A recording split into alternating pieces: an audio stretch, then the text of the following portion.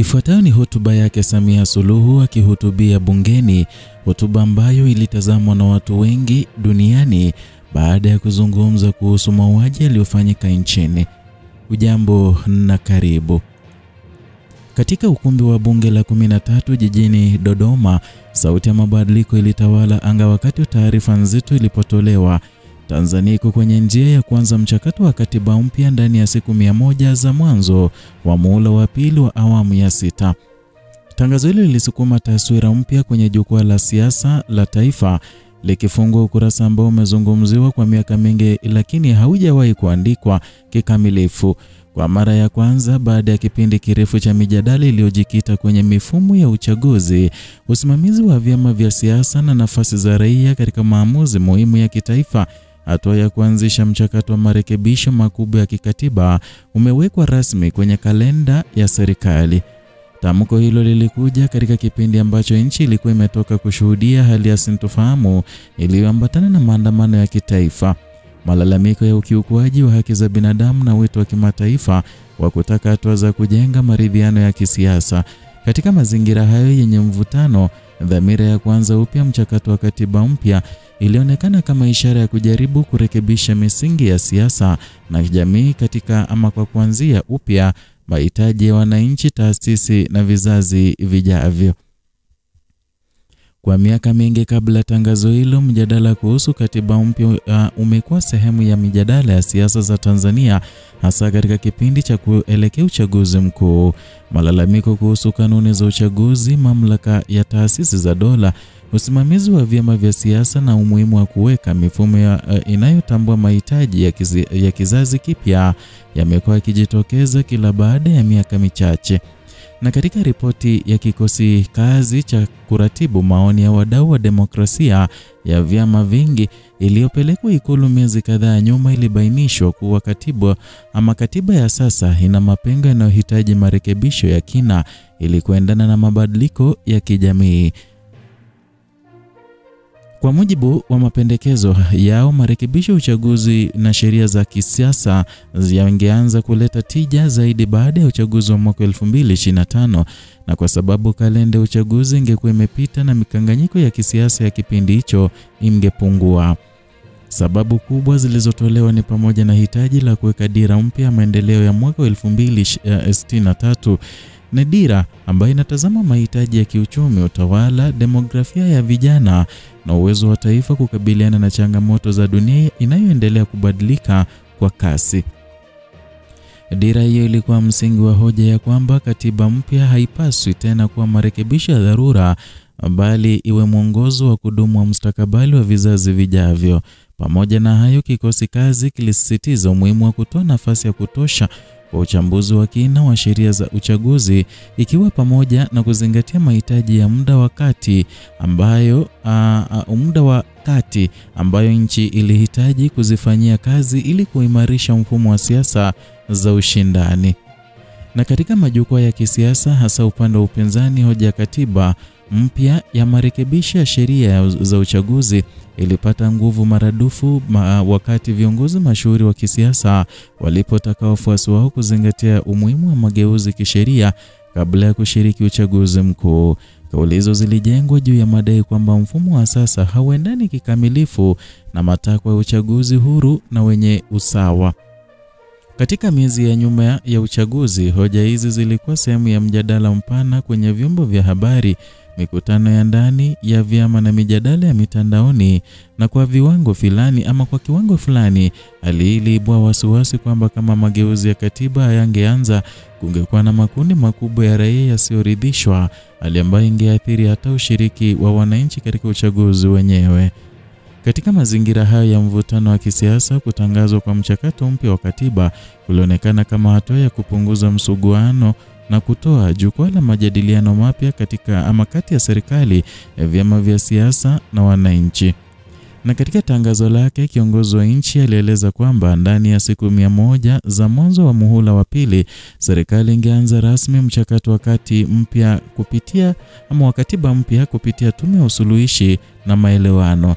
Tume hiyo inatarajiwa kuwa kiungo muhimu cha awali, ikikusanya maoni, kuchambua mapendekezo ya wadau na kusimamia misingi ya majadiliano ya kitaifa. Majukumu ya tume hiyo yameelezwa kuwa ya kina kutoka kuhakiki mapendekezo ya kikosi kazi, kusikiliza maoni kutoka makundi mbalimbali ya jamii, kuchambua maeneo yanayohitaji marekebisho ya kikatiba hadi kuyapanga kwa mpangilio utakaowasilishwa kwa serikali. Imewekewa pia jukumu la kuhakikisha kuwa uwakilishi wa wananchi haupungui kwa kuzingatia uwiano wa makundi yote, wakiwemo vijana, wataalamu, viongozi wa dini, wanaharakati na haki za kijamii na wadau wa kisiasa. Kwa hatua hii, Tanzania inaingia kwenye safari ambayo imekuwa ikisubiriwa na makundi mengi ya muda mrefu, na kwa miaka takriban 10 iliyopita, maandalizi ya katiba mpya yamekuwa yakitawaliwa na makundi yanayochochea mabadiliko, lakini mara kadhaa mchakato huu umekuwa ukisimama kutokana na sababu za kisiasa, kiuchumi au kitaasisi. Wakati serikali ikianza maandalizi ya mchakato huu mpya, macho ya kimataifa pia yalikuwa kifuatilia kwa karibu mwenendo wa siasa za Tanzania. Bunge la Ulaya lilitoa wito lililoitaka serikali kuanzisha majadiliano ya maridhiano ya kitaifa, likisisitiza umuhimu wa kuchunguza malalamiko ya ukiukwaji wa haki za binadamu yaliyotajwa kufuatia sintofahamu ya kisiasa na kijamii iliyoibuka katika kipindi cha miezi ya hivi karibuni.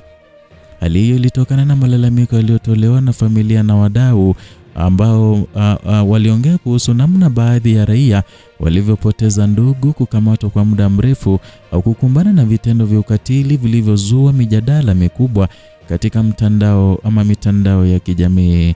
Na katika mazingira haya, wito wa kimataifa uliakisi hitaji la kuchukua hatua za kujenga imani upya kati ya wananchi na serikali.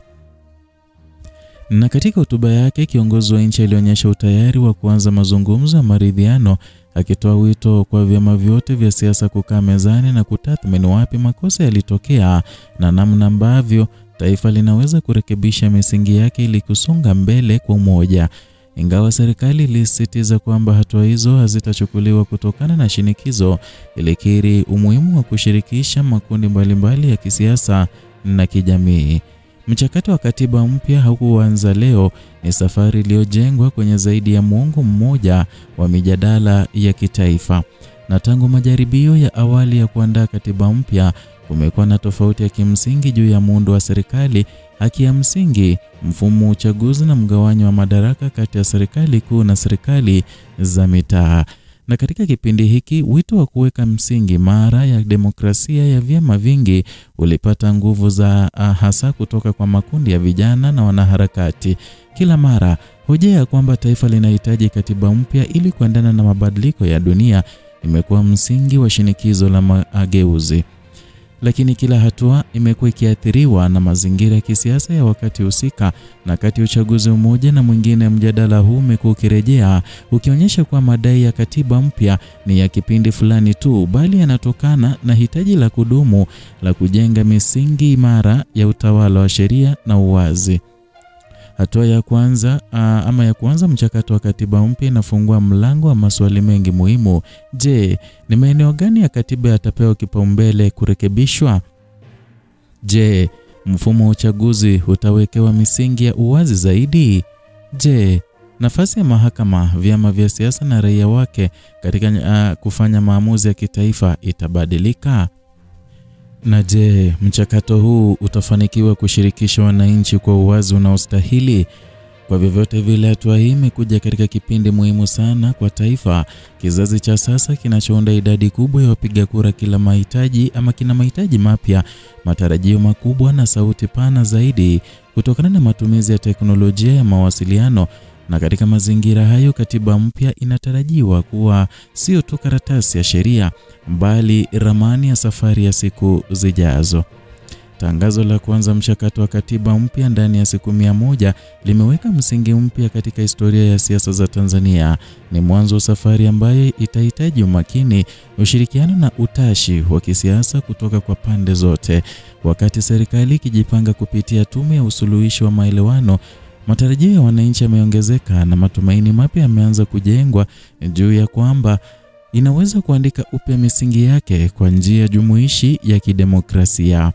Na katika jukwaa la maridhiano, mageuzi na majadiliano, Tanzania inaingia katika kipindi kinachofafanua mustakabali wa kizazi hiki na vile vitakavyo kuja. Katika jukwaa la maridhiano, mageuzi na majadiliano, Tanzania inaingia katika kipindi kinachofafanua mustakabali wa kizazi hiki na vile vitakavyokuja.